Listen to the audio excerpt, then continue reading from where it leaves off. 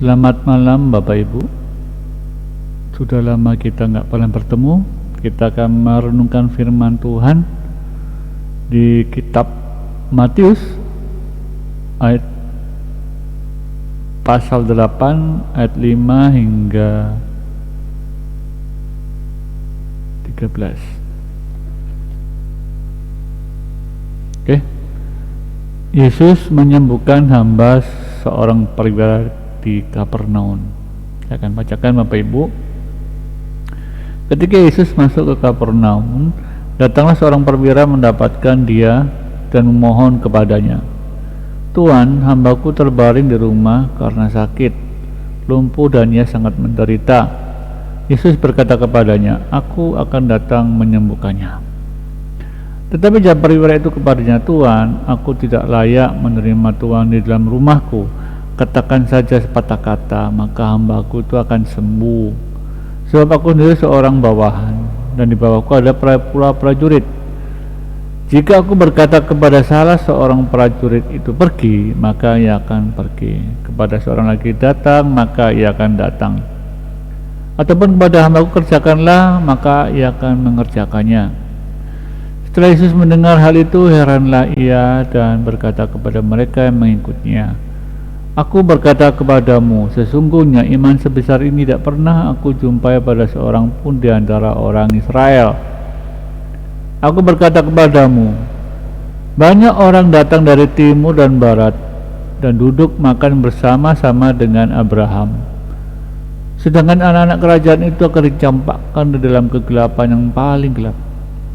Di sanalah akan terdapat ratap dan kertak gigi." Lalu Yesus berkata kepada perwira itu, "Pulanglah dan jadilah kepadamu seperti yang kau percaya." Maka saat itu juga sembuhlah hambanya. Saudara yang dikasihi dalam Tuhan Yesus Kristus, hari ini kita belajar tentang iman dari seorang perwira di Kapernaum. Saudara tahu, seorang perwira ini merasa tidak layak ketika Tuhan akan datang ke rumahnya, sehingga Tuhan memberi kuasa kepada orang ini untuk menceritakan imannya kepada Tuhan. Bagaimana ceritanya? Dia nggak layak, tapi dia meminta kepada Tuhan untuk memberi ucapan sepatah dua patah kata agar kuasa mujizat itu turun kepada hambanya yang sakit. Saudara yang kasih dalam Tuhan, banyak sekali orang-orang belum mengerti akan firman Tuhan ini. Banyak anak-anak Tuhan akan merasa enjoy dan akan merasa tenang untuk didoakan ketika hamba Tuhan harus datang ke rumah dia atau ketemu dengan dia. Padahal nggak harus seperti itu, saudara. Yang penting di sini adalah iman kita kepada Tuhan. Ketika kita yakin hamba Tuhan itu diurapi Tuhan, cukup dia berkata, "Sembuhlah," maka orang itu akan menjadi sembuh walaupun hamba Tuhan tidak datang. Dan lebih kesini lagi, saya lebih rinci lagi. Kita sebagai anak-anak Tuhan, bahkan yang merasa anak Tuhan bertahun-tahun itu, kita nggak perlu sampai hamba Tuhan untuk mendoakan kita atau saudara kita yang sakit, cukup kita aja. Kenapa? Karena Tuhan itu sudah bukan menjadi hak prerogatif seorang pendeta saja atau hamba Tuhan saja. Ketika kita percaya kepada Tuhan bahwa kita adalah anak Tuhan juga, kita juga punya kuasa yang sama dengan pendeta atau hamba Tuhan tersebut. Kenapa pendeta dan hamba Tuhan lebih berkuasa? Karena dia bergaul dengan Tuhan hari-hari, setiap hari berdoa, setiap hari membaca firman, sehingga kuasa mujizat itu terjadi karena pembacaan kitab, pembacaan firman Tuhan setiap hari. Iman itu tumbuh bukan hanya mendengar, tapi iman juga membaca, saudara. Kalau kita membaca Alkitab itu baik-baik, ya, dan melakukannya, iman kita tumbuh. Kalau kita membaca Alkitab sudah tidak pernah, dan lebih-lebih kita nggak melakukannya, bagaimana iman bisa tumbuh? Bagaimana kita bisa berbuah kalau kita nggak baca firman Tuhan setiap hari dan kita melakukannya? Kenapa hamba-hamba Tuhan dan pendeta itu cepat sekali dia dikaruniai Tuhan bermacam-macam talenta? Karena hari-hari dia bergaul dengan Tuhan. Hari-hari dia berdoa sama. Ketika kita berhari-hari berdoa, hari-hari kita bergaul dengan Tuhan, kuasanya sama. Kita nggak punya kuasa seperti mereka karena kita membatasi Allah bergaul dengan kita.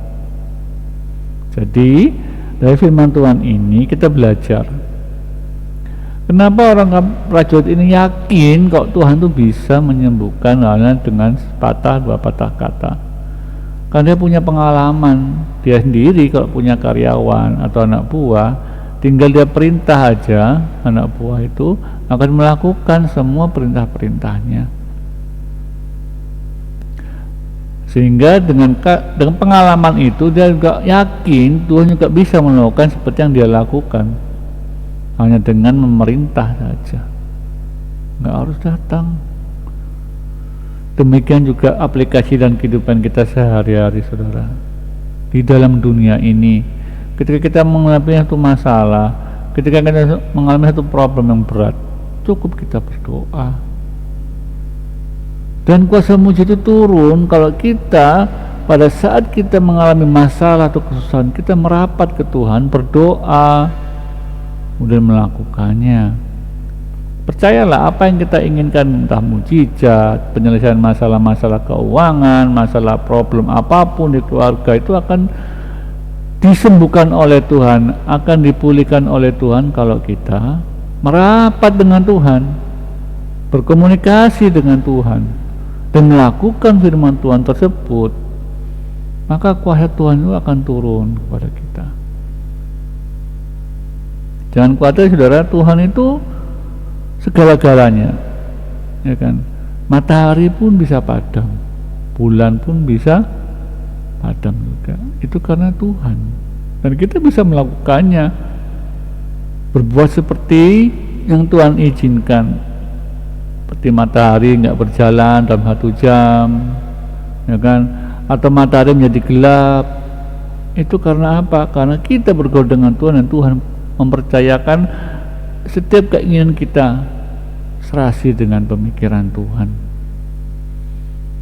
Jadi saudara, tidak ada solusi, tidak ada masalah ataupun penyakit dan tidak disembuhkan Tuhan. Tuhan pasti sembuhkan. Poin pentingnya adalah hubungan kita dengan Tuhan itu yang paling penting. Kita bangun dulu hubungan dengan Tuhan.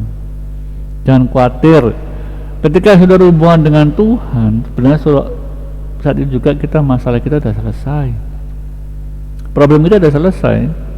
Kenapa? Karena ketika Tuhan sudah bergaul dengan kita, sudah menyatu dengan kita, Tuhan sudah tanggung semua, tinggal nunggu waktu aja kapan Tuhan realisasi apa yang Tuhan yang kita inginkan bersama Tuhan. Intinya kita bertobat dulu, intinya kita menyatukan hati dengan Tuhan dulu. Nanti semuanya akan ditambahkan dengan Tuhan. Yang penting kita hubungan dengan Tuhan itu. Pertobatan itu lebih penting, saudara, daripada segala planning dan rencana kita. Kembali lagi Tuhan kepada diri kita sendiri. Apa kita sudah benar-benar ikut Tuhan? Benar-benar kita melepaskan dari semua cengkraman dunia dan ikut Tuhan. Itu aja masalahnya. Jadi masalah dalam hidup ini harusnya simple. Yang jadi ribet adalah karena kita tidak mau bergaul baik dengan Tuhan. Nah, ketika punya masalah, seakan-akan Tuhan itu jauh. Padahal dengan adanya masalah itulah kita harapan Tuhan itu Tuhan kita bergaul merapat sama Tuhan. Coba saudara perhatikan, kita punya masalah, Tuhan tuh terasa tuh dekat. Kita juga merasa butuh Tapi kalau kita nggak ada masalah, Tuhan jauh sekali, karena kita nggak butuh. Jadi kesimpulannya, masalah itu membuat kita itu dekat dengan Tuhan. Berbahagialah orang yang punya masalah kalau begitu.